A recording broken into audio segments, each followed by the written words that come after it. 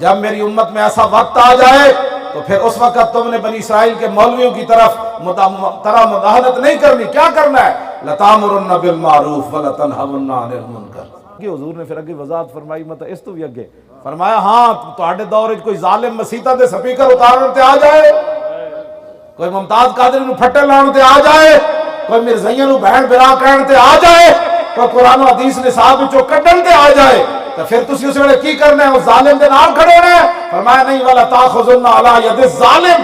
جب ظالم ظلم تے اتر آوے تے میری امت دے علماء لَتَأْخُذُنَّ، تم نے ضرور بھی ضرور، لام تاکید بنون تاکید سکیلا، اس ظالم دا ہاتھ اگے نہیں ودن دینا، انہوں کھچ کے پیچھے لے آنا ہے. کدھر جا رہے ہیں؟ محمد عربی کا دین تو یہ ہے، کدھر جا رہا ہے؟